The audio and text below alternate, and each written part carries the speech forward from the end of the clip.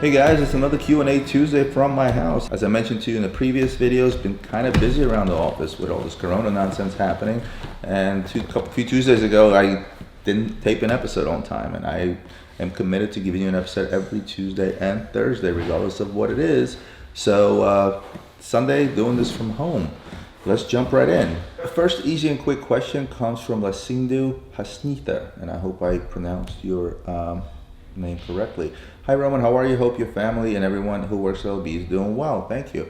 First of all, I must say that I'm a huge fan of all your content. I've learned a lot from them. I recently started my own companies in digital marketing field and cybersecurity field, and hoping to become one of your clients in the near future once I make my babies, i.e. companies, a success. I am a huge fan of open back watches. My question is, what is the most beautiful open back watch you have ever seen? Mine is a Breguet Classique Day Moonface 3337BA. Throw that up there. I do like a lot of Breguets. A lot of Breguets do make exceptionally beautiful open back watches. But my favorite is Audemars Piguet. If you take some of their older Royal Oak Perpetual Calendar skeletons, the full skeletons, the front and the back, whether you're looking at the watch from the front or you're looking at the watch from the back, it's equally as beautiful. And that would probably be my favorite open back watch. Kind of fair, it is a full skeleton, but nevertheless, both the back and the front of that watch look amazing. Another quick question from Glenn Berg from Norway. Hi Roman, super show, thank you. My question is about the Basel show that is now postponed. Will Rolex then release their new watches online, or will that also be postponed due to factory shutdown or Corona? The answer is I do not know. They may still release new models without the show, right? Oftentimes companies, not just Rolex, they do make new releases throughout the year. In fact, it happens every year. There's plenty of companies out there that will release things outside of Basel SIH, right? Odds are you will see some new releases. Second question, I see some predictions online about a gold Hulk. If that is the case, hypothetical, will they then discontinue the stainless steel Hulk? I'm not going to do any predictions. The only thing that prediction videos do online, especially on YouTube, is they gauge a lot of views. Oh, possibly new Rolex Hulk coming, possibly new Submariner from Rolex. It's a big, huge title, gets a lot of click, but it's a bunch of BS. Nobody really knows what Rolex is going to release. And to assume that they're going to release a gold Hulk, they may. There's not a gold Hulk available, right? So why wouldn't they? It's a popular model. But to tell you for sure, I don't even want to predict or assume. What I will tell you is that if they do come out with a gold Hulk, that doesn't necessarily mean that they will discontinue the stainless steel Hulk. Why would they do that? If you look at progression of a lot of models from Rolex, let's look at Yachtmaster 2, right? They came out with the yellow gold and a white gold, right? That's what they debuted it with, yellow gold, white gold. Then they came out with a two-tone, right? Two-tone debuted after the fact. And then they started doing the Yachtmaster 2 on the rubber strap, right? Which technically was a remake of the older Yachtmaster. It's not like the Yachtmaster 2. But nevertheless, it sort of progresses. But that when they came out with a two-tone Yachtmaster 2 and I forgot to mention, and the stainless steel, they didn't discontinue the yellow gold or the white gold, right? They updated the yellow gold with the new hands. That's about it. But they didn't discontinue them. So if they do come out with a gold Hulk, I wonder what a yellow gold Hulk would look like. Ian, can you? Thank you. All right, looks pretty good. Hope that helps. Good question from Midas Helps. Hello Roman, great channel. I enjoy your informative videos. Keep them coming. Thank you. Would you ever consider starting your own watch company? How would you personally go about doing so? If so, why or why not? What elements do you think are most necessary for creating, building, and maintaining a successful watch company? I.e., what accounts for success of current heavy hitters like Rolex, AP, etc., or some of the successful smaller companies like MB&F or other micros? Thanks, I appreciate the vids, and who knows, maybe one day we'll get to see the Sharf & Co. limited edition.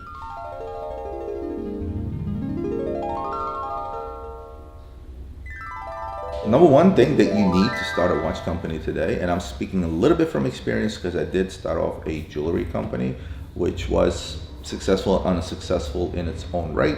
But when it comes to watch companies, I've also been in contact with a good friend of mine out of California. His name is Jason. Jason, shout out to you, who is in the process of starting his own watch company. And what it takes really is a shit ton of money. You have to consider this. The research and development aspect of just an initial lineup of maybe 4 or 5 watches, you're looking at $1 million.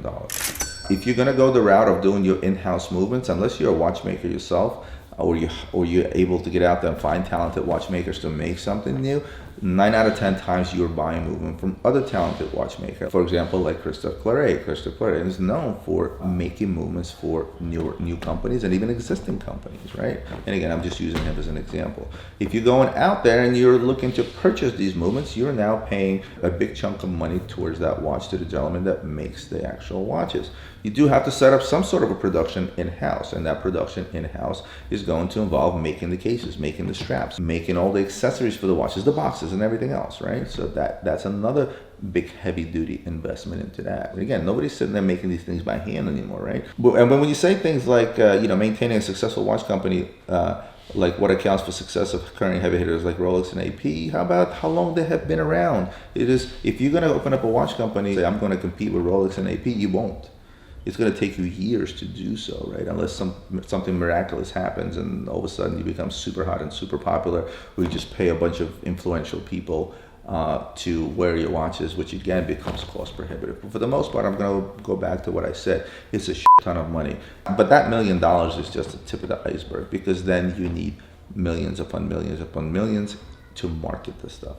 If you're, say, not friends with some influential people, let's say if I was friends with Jay-Z, so if I was friends with half of Hollywood, maybe I grew up with Brad Pitt, somebody to give you that initial kick start, you're going to be spending millions upon millions. And one of the things that we did when we opened up a jewelry line, we put in $1.4 million to create a beautiful jewelry line. Created a beautiful website, spent $30,000, $40,000 on that. Everything was done beautifully. Professional imaging, didn't even use our in-house photographers, but real professional images, guys that charge you $200 a picture, that kind of stuff, right? We had all that done, we had it all put together, and we said, okay, we're about $1.5 million in. At this point, because we're a wholesale company, we can sell this as a closeout, right? Because we set our own retail. So let's say if the retail on the piece was $20,000, I could sell it at $70 off to another dealer and still make my 20% margins, right? Or we could take it a step further. But the step further is the one that required another $5 to $6 million of investment. I'm talking about getting this jewelry out on the red carpet, paying a big celebrity to wear it. I'm talking about a billboard in a significant area of the world, be it in the middle of Times Square, be it in somewhere in LA, etc. Right? We're talking about extensive media type of marketing, videos and things of that nature. So we simply decided that, look, we invested $1.5 million. It took us about 6 months to put it all together. We can easily flip this stuff over, continue manufacturing as long as there is a demand, and continue selling the stuff to dealers and make a $500,000 return on $1.5 million. And this is what we ended up doing, because the other 5, 6, 7, or however many millions of dollars we were going to invest into making this company, the next show part of Cartier, would still never get us there, because there's no years in business, would still be that newcomer. We could get hot quick, sell stuff, but then die just as quick. Because the light at the end of the tunnel is then was to be to distribute this company, to distribute it among fancy boutiques, fancy jewelry stores all over the world. And honestly, we just didn't have enough money, nor did we want to risk that amount of money to take this thing further. We treated it like any other jewelry lot that we may have purchased in the past, turned it over, made a profit, and that was that. And same goes for watch companies. It's extremely difficult to get out there and compete with the big boys, because the big boys have been around for hundreds of years, and that's just it. So to tell you that you're going to see a Roman Sharf watch anytime soon, odds are you won't, unless a watch manufacturer decides to get behind me if I have a big enough name to create a watch for me and invest that money, and I would play some sort of a partnership role. But other than that, odds are you won't see a Roman Sharf watch unless I take a Sharpie and sign in the back of the watch. Hope that answers your question. Here's a question from Pim. Hey Roman, great content, dude. Hope you can keep up with the demand because your channel rocks. Couple of questions for you. Well, thank you first of all. Number one, how do you see yourself keeping in touch with your viewers when you hit the 1 million subscribers mark? I plan on doing what I'm doing. As the number of comments increased on my videos and I couldn't keep up with them, you notice that I've slowed down on responding to all the comments. I pick and choose certain comments that I do respond to. I used to say thank you to every great job comment. I simply don't have enough time to do that, but you guys know that I am thankful for all your comments. I enjoy your comments. I read through your comments.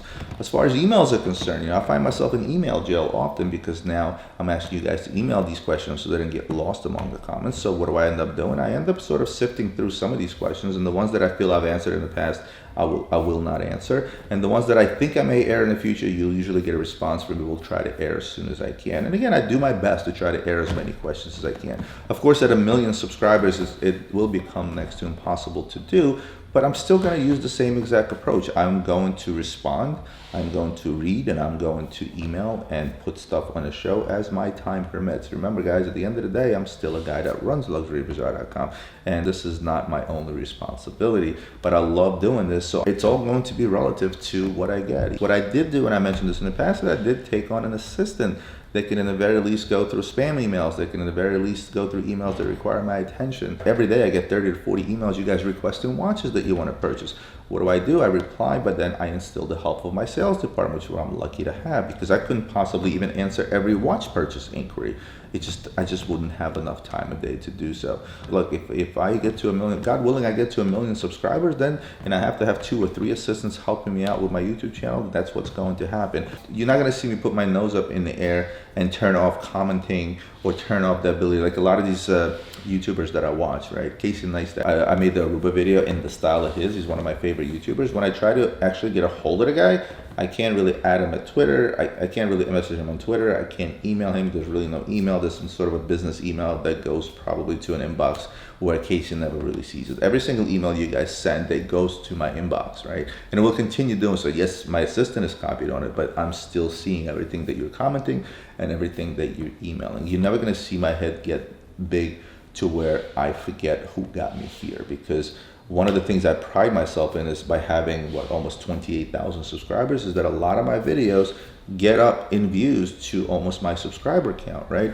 You know, normally you see guys with 1 million followers and you'll see 100,000 views, right? Because they tend to lose those followers over time that stop watching their stuff, right? My goal is, no matter how many followers I have, is for that percentage to be high, which means I'm putting out good content. That's what shows me. The amount of views directly shows me how good of a job I've done on a video or overall. So hopefully when I get to 1 million, you know, I'll still have that high volume of emails and high volume of comments and high volume of views. Are you a superstitious person, and so do you have a lucky watch? I am not a superstitious person, and surprisingly that I'm not, because Russian people by nature are very superstitious. When I was growing up as a kid, I couldn't spill the salt. When I was growing up as a kid, I wasn't allowed to put keys on the table. I wasn't allowed to whistle in the house. I couldn't sing inside the house before 10 a.m. So, you know, walking under a ladder, breaking mirrors or glass, all those things. I'm not a believer in all these things. I have faith in God, but I don't believe in superstitious things. So I don't really have a lucky watch. I don't have any lucky items. I don't believe in superstition, to be honest with you. You know, what kills me the most is I remember when I was a kid growing up, I don't know if it was my parents or somebody told me that, you know, if you spill the salt to get rid of the bad luck, take a pinch of salt and throw it over your left shoulder, and that kind of negates it. Now, I don't mind people that came up with these bad luck superstitions, right? If you spill the salt, it's bad luck. So maybe somebody was eating dinner one day and spilled some salt and stabbed himself in the eye with a fork, and therefore it became bad luck. I don't know. Something must have happened in history for this to take place. I'm assuming it didn't come out of thin air. But it's the people that came out with what negates bad luck. That's the stuff that really gets to me. Yeah, throw a pinch of salt over your shoulder and it'll negate whatever bad luck spilling the salt may have brought. To me, that's just hilarious and ridiculous. As a kid back in Soviet Union, a lot of the kids said, well, if a black cat crosses the street, take a rock, throw it across the path that the cat crossed, and then you can cross, because the rock technically already crossed the street where the black cat crossed. It's just stupid. I don't believe in that stuff. 3, when are you going to change the format of WOMD show? You're talking about it quite some time now. Keep the content coming, as it helps with the lockdown over here, Pim. Again, I told you guys, WOMD is going to stay WOMD. I'm just going to try to bring in more guests once the new studio is open. I'm going to do that whole QVC format I've been talking about, a lot more collaborations. But the thing of it is that my core channel, I love the vlogs. I love doing the vlogs, and I love showing you guys the vlogs, especially when they are business related, and even when they're personal related, when I go out and party with my friends and get pissed drunk, right? I hope you guys enjoy those just the same. But for the most part, my core channel is about 2 things: is to answer your questions, giving you updates on the market, which where a lot of your questions stem from, and number 2 is to show you watches. So I may rename it to something else, but the core Thursday video is always going to be watches, showing you guys watches, showing you some ridiculous stuff that you guys, sometimes you guys say I can't even afford to do that, but thanks for showing you some down to earth stuff, showing you some vintage stuff, showing you a variety of what's going on in the watch world, but actually physically showing you the stuff and talking about values, which is, I think, is most important. I've told you guys in the beginning when I started this channel, nuts and bolts is not what I do. I can nerd out on the watch, don't get me wrong. I can tell you the ins and out, every single watch out there, but that's not what this channel is about. And there's a gazillion videos out there that will tell you how many parts, jewels, etc. a watch has and what the complications are, and what exactly they do and the purpose of them, but not a lot of guys out there telling you, hey, this is what the market price on this watch is, this is what it trades for used, this is what it trades for used, this is what it used to trade for when it was popular, now it's less popular, it's trading for this. That's the kind of stuff I want to still continue talking about it, and again, alongside with physically showing you stuff. You know, I pride myself to bring stuff on, like 2 Thursdays ago, you know, when I brought the Grand Compound or the Opus 5, how often do you see those things in person? I don't see them often in person. So this is what it's about. It's about showing you watches. Will I get some industry updates alongside with that? Will I get some guests alongside with that? Will I try to diversify in the world of watches by bringing on experts in different fields or niche fields within the watch industry? Yes. But for the most part, it's about showing you guys watches, answering your questions, and giving you a glimpse into the life of a watch dealer, whether it's on the personal side or the business side. Hope that answers your question. Got a question from Prashant Sangvi. I apologize if I didn't get your name correctly. Roman, hope as well with you and your family and your team from Luxury Bazaar are safe amidst the COVID-19 pandemic. Give you a quick update on that. Everyone in my company is safe. None of my people have gotten sick. We are practicing extreme measures to keep the business going, because the last thing I want to do is have anybody get sick within my company. As you can imagine, receiving and shipping hundreds of packages a day, we actually have to put in extra work to ensure that precautions are taken to A, protect my people from stuff that's coming in, and B, protect my customers for stuff that's going out. So it looks like a medical lab when you walk into my shipping department right now, with everybody wearing masks, gloves, Lysol, this, that, and the other. The fresh smell of Lysol doesn't go away in my office in the last few weeks. But on to your questions. Love the videos and the content that you pop up. Big fan of your work, and my invite to you and your family to visit India still holds good. Oddly enough, me and my wife did have some plans that we started to discuss for the summer, but it doesn't look like we're going anywhere this summer, and India is definitely on top of my list. My question to you is, if, as of late, I've seen videos being put up suggesting buying quantity over quality, and especially the lower end stuff. And I also would like to reference Federico's video on the same topic, where he suggests that it's better to buy what you like and better to save up and buy one watch for say 2K or 3K rather than having 10, 15 watches from 100 to 200 watches. My question is, does this hold true on the higher segment as well? We're now talking about, let's say 10K watches. Is it better to have 10, 15, 10K watches pre-owned? The list price of these watches could be very well 2-3 times that, and good brands like Breguet, Chopard, Girard-Perregaux, Rolex, etc., or one that saves up and buying 1 or 2 higher-end pieces like Patek Vacheron and Constantine, A. Lang & Son, F. Journe, or APs. I would love it if this question someday features in the Q&A, and totally understand if it doesn't, as I know you'll be getting a lot of Q&As. Thanks anyways for everything you put up, and as always, pleasure to watch your channel. Shout out to Ian for his awesome editing work. Shout out Ian. So it's not fair to compare watches in price ranges, right? There's a lot more collectors out there, or watch lovers, I should say, that have watches that are $100 to $200. Theoretically, you would say, well, wait a minute, if you have 20 watches that are $200, you could have just bought yourself a $4,000 watch. It's a matter of your own personal preference, right? So if I'm buying 20 watches that are $200 each over a period of time of, let's say, 5 years, right? That means I am enjoying my hobby. Odds are I'm getting rid of some of the watches I've worn in the past, so I don't wear them anymore. And I continue building my collection in the price range within a single purchase, right? So a lot of people that buy some of the lower end stuff, they sometimes get into a mode where they say, you know what, I shouldn't own a $5,000 watch. You know, the job that I hold and the income that I make, et cetera, doesn't really suit me to buy myself a $5,000 watch, although I could save up for one in 5 years. A lot of those people would choose up to save that significant amount of money for a dream trip, right? Or a newer car or something of that nature, right? But let's say this person could save up and buy himself one $4,000 watch. A guy that buys $100 to $200 watches and buys many of them is never going to be the guy to buy one single watch that's super expensive, because he's enjoying every single one of the watches as he rightfully should, because that's what they're meant to be. They're meant to be enjoyed. The difference between buying up $100 to $200 watches is that you have no value in them, unfortunately, right? When you buy yourself a $100 watch, it has zero value once you bought it, right? It's usually a watch that's mass-produced, lower quality, some sort of a quartz watch made elsewhere, and odds are it's like I know guys that collect Invicta watches, right? That they buy up at 90% off retail somewhere, and they're not worth anything once all is said and done, right? So that's the key difference. Now, when you get into collecting watches, as you mentioned, $10, $15, $20,000 watches versus like $50, $100, or $200,000 watches, right?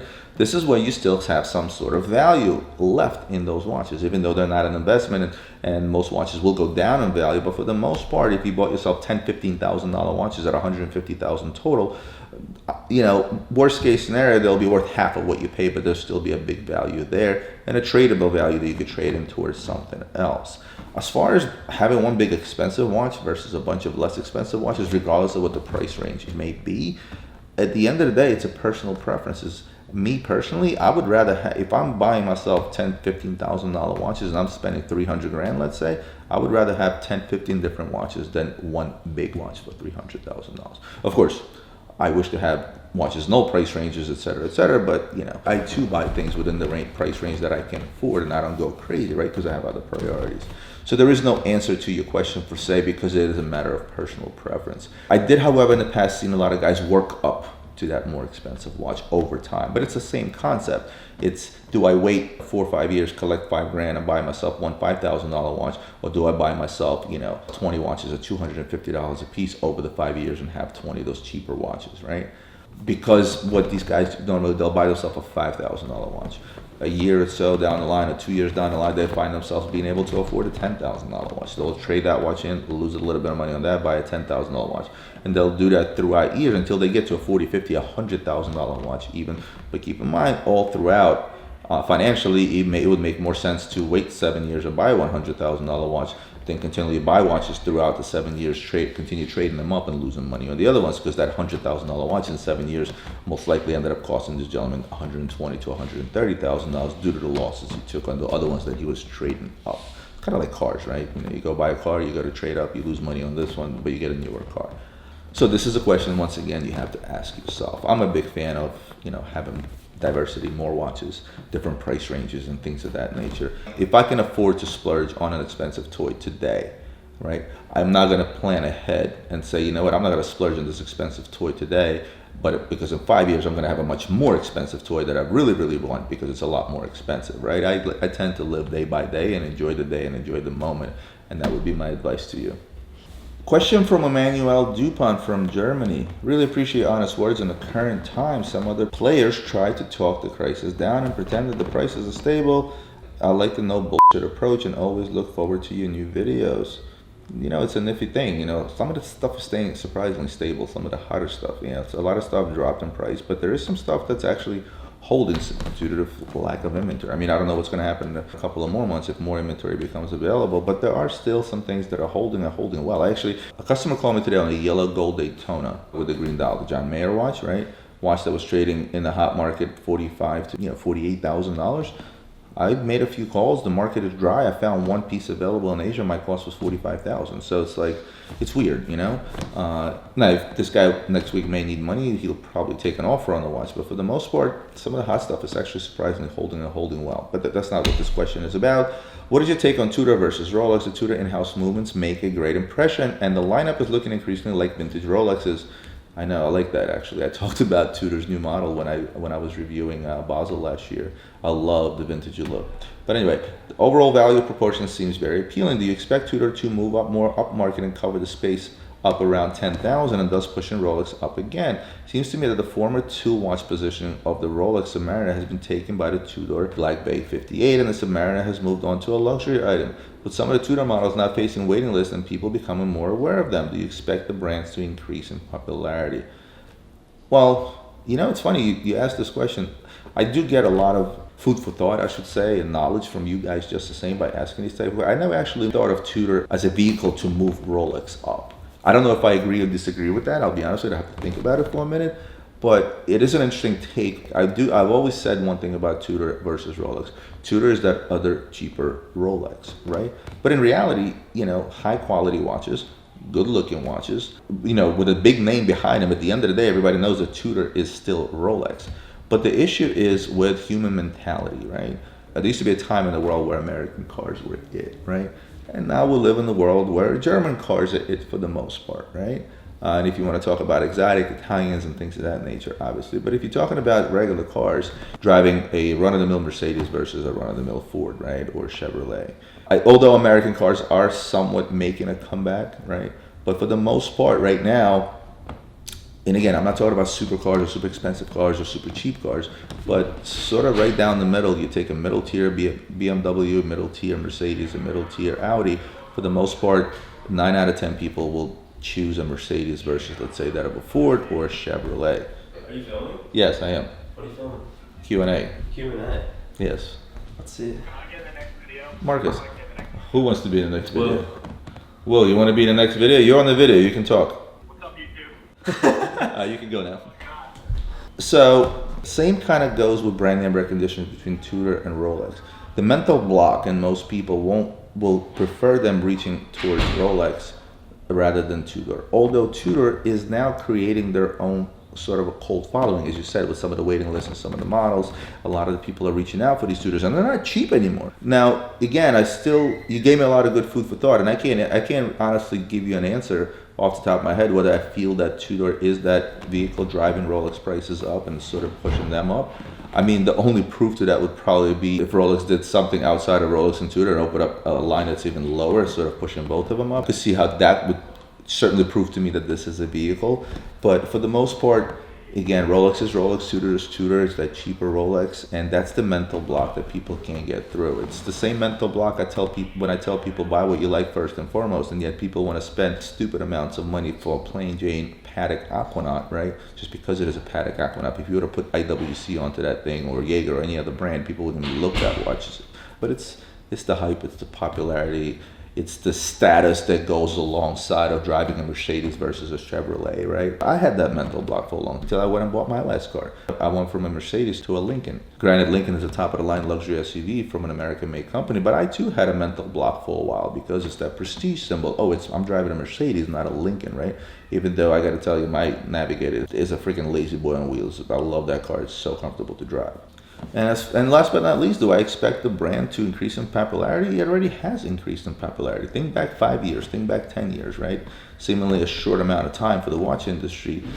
Tudors were down here somewhere, and now Tudors have come up, and they've come up in a big way, again, due to some of the newer models that they have made. They just look great. I love most of the new watches that came out with it. What I would love to see is Tudor sort of become the brand on its own. You know, you have your Rolex and you have your Tudor, much like you have AP and Patek, two different brands. I would love to see that happen, but it's going to be difficult because Tudor is associated with Rolex. It's going to be difficult to get out from under Rolex's shadow. And that goes pretty much for any company. Rolex is number one. It always has been, always will be, in my opinion. So I hope that sheds a little bit of light into that question. I'm going to give a quick mention to Mohammed Sayevich. I hope I got your name right, Mohammed. Hello, can you do me a favor and on the next Q&A or even in this message, answer a question for me? What are your thoughts on the Rolex Daytona Pan Am? How many were made? Has one ever been sold in auction? And lastly, what one would fetch in the current market? I'm not going to answer your question, but I will tell you this. I put your question in a folder along with 6 or 7 other great questions in regards to the vintage market. I want to bring on a vintage expert. I'm not sure who I'm going to do this with. Maybe I'll do this with my guy Adam Menta from Florida, whom you see me do a collab with, and perhaps maybe even be able to show some of these watches. Because remember, guys, as much as I love vintage, I do sell a little bit of vintage, but not a whole lot. Majority of the stuff is mine. And again, my knowledge on modern far supersedes that knowledge of vintage. With questions like this, I like to bring on an expert whom A, I trust, and B, can shed more light into these topics than myself. Another quick mention to E. Adam. Roman, is always great videos and contests. Love the no BS talk. Thank you. How do you think the watch industry will react to the downfall of Baselworld? I did discuss the downfall of Baselworld, but the other question is, second, will Geneva be a better venue? I will tell you quickly that I personally think Geneva is a much better venue because Baselworld is just not a fun town, right? When I go to Baselworld, I often stay in Zurich and take a train ride because there isn't shit to do in Basel. It's a convention town, right? There's not a whole lot going on over there outside of the parties that the brands themselves throw if you happen to get an invitation. Other than that, it's a pretty dead town. So for me, it would be Geneva all the way, or Zurich for that matter. Could I answer a question from Fanil Parekh, whose question I've answered before? Longtime viewer of mine. Roma, hope you and your loved ones are well and safe. Thank you. I have a question for you after a long time. Has been some time since you asked. Can or should Rolex release their new models every year like Apple does at an Apple event? What would be the pros and the cons of doing something like that? I think in your question you mean like a standalone show, if that's what you're referring to, just a Rolex type of event. The pros would be is you'd get every Rolex lover under the sun. And for example, in Baselworld, it wasn't just Rolex people that went there, although pretty much everybody stopped by the Rolex booth, right? The pros of having just a Rolex event, you would really just get nothing but Rolex people under one roof. The cons of that would be is that it would only be Rolex people under one roof. The amount of people that visit Baselworld or any other major show around the world that has to do with watches is the fact that you have watch lovers in general. And a watch lover may not necessarily be a Rolex lover until that particular watch lover happened to walk by a Rolex window, look at a Rolex and absolutely fall in love with it. So I think what you miss out on is you miss out on that new blood by doing that. Nobody who is not a Rolex lover would go out of their way to travel somewhere halfway across the world, usually take time out of his busy life to go and look at nothing but Rolex, right? For somebody to take a trip to, let's say, Basel, right? Which is not there anymore. They're constantly saying to themselves, listen, I'm going to spend a shit ton of money on tickets, a shit ton of money on hotels, because around that time, hotels are super expensive. In fact, it's impossible to even book a hotel in Basel around the show times, right? I'm going to take all that to go out there and I'm going to look at a bunch of different watch brands. I'm going to get to interact with a bunch of different watch guys and girls. I'm going to be able to look at everything and anything that's related to the watch industry, possibly attend some parties and this, that, and the other. And it's going to cost me an arm and a leg, but I'm doing it. Or I'm going to do the same thing and only go look at Rolex, right? I don't think it would be as successful. But for the most part, I think the biggest con would be missing out on new blood, because not everybody is a Rolex person.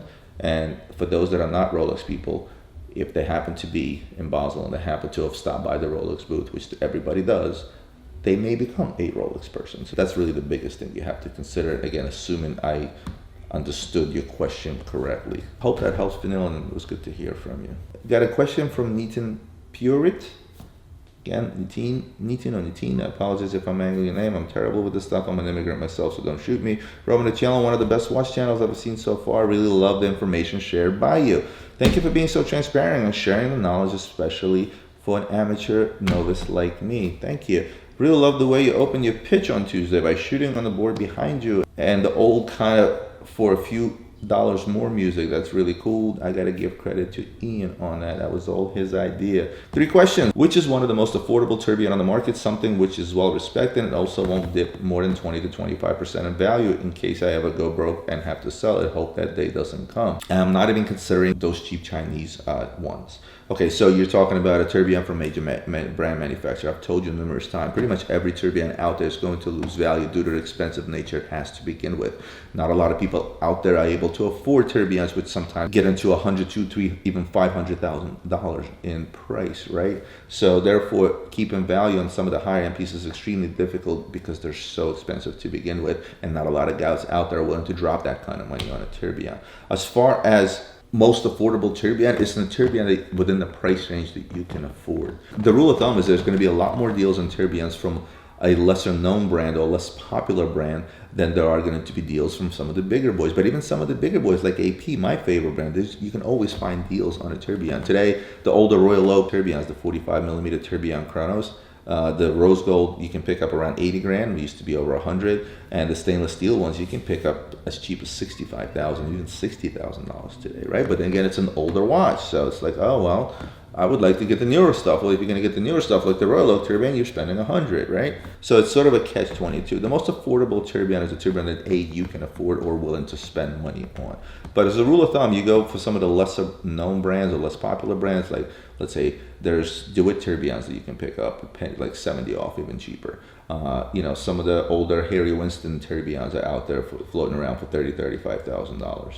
The funky tourbillon, the funky Mauboussin tourbillon that I showed last, what's on my desk, you virtually pick it up for no money, right? Companies like Romain Jerome that's no longer in business, you can pick up a tourbillon for $20,000, right? If tourbillon is the one thing that you actually want, if you're more concentrated on a complication than an actual major name to go with it, there's plenty of deals out there. But at the end of the day, again, hate to say it, buy what you like within the means that you can afford, whether it's a tourbillon or a simple chronograph.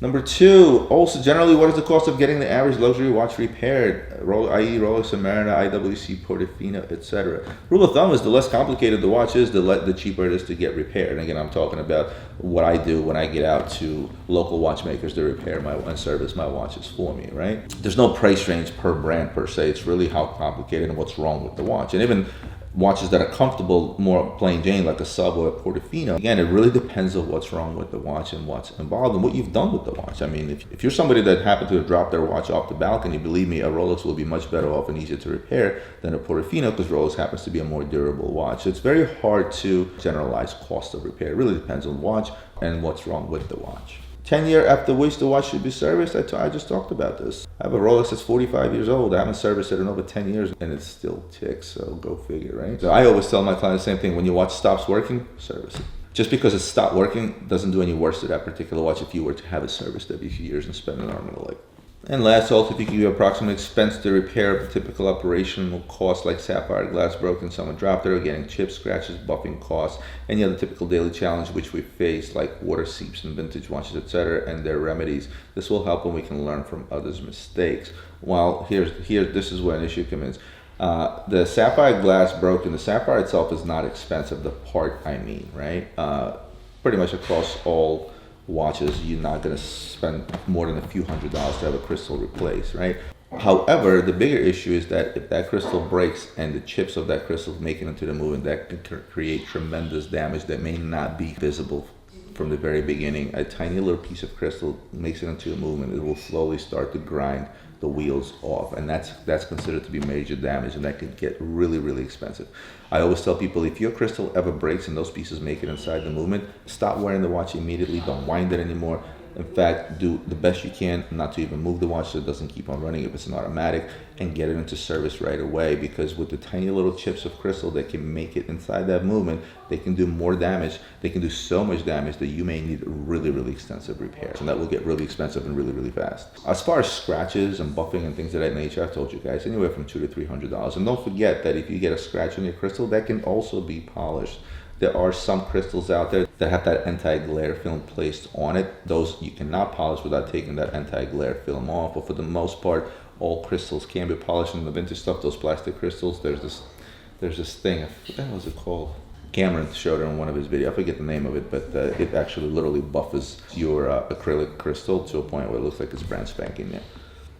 Water damage is another big one, just as bad as a broken crystal inside the movement. If your watch takes on water, is again one of those things where you have to handle immediately, because the minute water gets inside the watch, it will damage the dial, it will damage the movement, it will do so much damage. The longer you let it sit, the more damage it will do. Most of the time, the water damage that people cause to their watch is also in an ocean type of environment or saltwater environment, which is even 10 times worse, because you can imagine what salt water can do to a delicate movement of a watch. So again, if you get water damage in your watch, this is a 911 situation where you have to call an ambulance and have your watch taken to a local watchmaker immediately, so you can take it apart right away, dry it all out, and do what needs to be done in order to prevent further damage. And later you write, thanks for all your time and hope your company expands and opens an office in Asia. We do have an office in Hong Kong. I've talked about this before. And a lot of you guys that watch my channel know this, because we have done business via my office in Hong Kong, where you guys have visited, met the lovely Sarah that works down there, along with Ryan the Lion, with whom we share the office, whom you've seen in our videos in the past. So yes, we do have an office in Asia. And of course, I have to read this as well. A big shout out and words of appreciation for Adrian too, who I think is a super geek in the watch industry and probably is your right-hand man. Cheers. I don't know if he'd be happy by being called a super geek, but he certainly knows a thing or two about watches, so I guess you could call him that. Here's one from Hughie Clark. Hughie from London here. I'm a new collector who really appreciates your insight into the watch market. Thank you. Thank you. Yeah, I've covered this in the past, still catching up on old videos, but I'd be interested in your tips for new collectors. I appreciate it's important to buy what you love, but wonder what other advice you'd give to someone starting out in the hobby. Hope you and your family are keeping safe. All the best, Hughie. I think I should put like a guide for this, like yeah, it's a good idea. New collector's buying guide, right? And I'm going to reiterate what I've spoken in the past. I'm not sure if I dedicated an episode to this. I may have, but I do touch upon the subject all the time because it always comes up. So it's good to always refresh. And what I say in cases of a new buyer is the following. Set yourself a budget. within the means that you can afford and within the means you're willing to spend, right? Just because you can afford a $50,000 watch doesn't mean you're willing to spend $50,000 on the watch, right? So that's number one. Number two, look at a watch or a watch collection from different perspectives. Now it seems that that would be infinite. It's really not if you think about the watch industry. We're not talking about antiques and collectibles where the possibilities are infinite. We're talking about watches, right? So, real quick, materials. What is the watch made out of? Number two, functionality, functions, or complications. What are you looking to get out of a watch, right? Number three, dressy watch, sporty watch, or one that can pass as both. Number four, vintage, modern. Number five, size of the watch. Number six, where are you going to be wearing this watch mostly? Is this a daily watch? Is this a watch you're going to put on with a suit once in a while? Are you willing to wear it to work or not willing to wear it to work, right? Those are some of the questions you can ask yourself. You can literally take a piece of paper and jot this down. Also decide if you're going for a single watch or if you're going to multiple watches at the same time. If you're someone that wants to have a sporty watch, a dressy watch, and a fuck you watch that's diamonded out, then put that on a piece of paper as well. And then last but not least, look at the brands. Learn about the brand's history. I know I do a lot of these brand history episodes that I hope are not boring, where I quickly give you the facts in sort of a timeline fashion so rather than reading a book about an entire brand, you can watch one of my episodes or go on Wiki and read the history of any given company that's out there and see what actually sings to you. And last but not least, I obviously have to say these are not investments. These are just collectors, and certainly treat them as such. And of course, make sure you buy from a trusted source so you don't get screwed over if you're going to be shopping online. Hope that helps. Just one more thing, if it's not too much to ask, interested to hear your thoughts on the merits of building a relationship with an AD. I'm trying to work out if it's something worth the investment to get popular watches at retail further down the line, or whether I should bite the bullet and pay premiums. For example, there are watches I like that I can get new below retail through the gray market, but I would like to build a relationship that would pay off later in the same way. Appreciate it. It's all a matter of personal choice, but would value your opinion. I'm going to answer this in the simplest way as possible. Building a relationship with people overall, whether it be an authorized dealer or a gray market dealer, is indeed extremely important. But at the end of the day, it's not your job to build a relationship with an AD. It's the AD's job to build a relationship with a client. I feel that it's the guy that's selling that should be building the relationship and appreciating the client. But unfortunately, our business has been upside down lately, and it's now private consumers trying to build a relationship with a dealer. In the long run, nobody is going to stay loyal to a client, because in our business, and pretty much a lot of businesses out there, the mighty dollar talks. I've given an example before. If you walk into an authorized dealer and you're somebody that has bought one or two watches, and potentially in the future will buy another 2-3 watches. Remember, a watch is not a purchase that one makes every day. And then comes in Roman from Luxury Bazaar and spends $1 million a year or even $1 million a month with that same particular AD. Where will that AD's loyalty lie? It will not be with you. It will be with romansharf or any other Joe in the gray market business that's willing to write a big check. Is that authorized dealer loyal to me? Absolutely, as long as I keep writing the check for $1 million every single month. The minute I stop, his loyalty goes to Joe or Bob or Mike or anybody else that's willing to write that bigger check, or even a bigger check that Roman might perhaps. The only way to do what you do with an authorized dealer is not try to play, I'm going to build a relationship with guy, therefore he's going to give me a stainless steel Daytona. He may or he may not. It's a risk that you might want to take, right? I've seen many guys that, go into a dealer that happens to carry Patek and Rolex and, buy a $100,000 Patek, and he would give him a stainless steel Daytona, absolutely, right? Because the guy just made 40 grand on the other watch, right? But in this scenario, stop hanging yourself up, guys, by building relationships with these guys. They're not relationships. I have a relationship with a lot of my clients. Some of my clients going back 15 years and more, which still call me on my cell phone on a daily basis. I have a relationship. That relationship extends outside of selling them watches. That relationship extends to giving them advice when they're able to buy something else elsewhere that I can't deliver, or something at a better price. Well, I'll give them the proper advice and not try to sell them something. That relationship extends to the fact that I know when their birthdays are, their kids' names, etc., etc. That's called a relationship. Not a relationship that's based on spending money, right? A relationship based on spending money is nothing more but business. It's not a relationship. It's you doing business with somebody. Whether you're buying or selling makes no difference, right? So again, stop getting hung up on these creating a relationship with ADs, because you're not creating a relationship. Don't kid yourself. It's a bunch of BS. If you go to this guy and you buy 3 or 4 or 5 watches at list, right? You're going to be that guy that buys a bunch of 4, 5, 6 watches at list. And then you may get a Daytona at list, or you may get a Sky Dweller at list, but how much money have you lost on the other stuff, or how much money could you have saved before getting that stainless steel Rolex. Think of it that way. The easiest thing to do, let's call it, create that relationship instantly, right? that relationship with an AD. Because when you walk into an AD and you say, look, I'm going to buy that watch and that watch and that watch at list, but when I do that, I want to get this particular stainless steel Daytona at list as well. And I don't want to wait 6 months, and I don't want to be on a waiting list that may never come true, etc., etc. What I want is simple. I'm going to buy this gold IWC, I'm going to buy this stainless steel Jaeger, I'm going to buy this particular Patek, but with that, you have to deliver me a Nautilus at list at the same time. And you'd be surprised how quickly that authorized dealer will go in the back room where in the safe he has all the hot pieces that everybody's on a waiting list for. This is how you do it. This is how I do it. If I'm on a buying trip, whether I'm in Middle East or whether I'm down in Florida or I'm in LA, if I'm at an authorized dealer, I know that they have shit in the back safe saved up. So I go through, I look at all the deals, I look at all the watches that are being offered to me, I put together a package, and I also say, well, by the way, if I'm buying all this, there better be at least a Skydweller and Daytona added to this. And guess what? They go in the back safe and magically a Skydweller appears when you write a big check. So hope that shines a little bit of light into that. Create an instant relationship rather than hoping that you're going to create a fake relationship that will result in you getting a hot piece. Because by the time you get it, financially, it will not make sense. And that's about it. Well, guys, that's it for me for today. I hope you enjoyed today's episode from the house. As always, email any questions or requests to romansharf@luxurybazaar.com. Hit the like button, hit the subscribe button if you're not subscribed to my channel. And last but not least important, hit the share button. Share this video with your friends because this is what helps my channel grow organically. Other than that, I'll see you next Tuesday, and I'm going to try to do an awkward turn here because this chair certainly doesn't turn.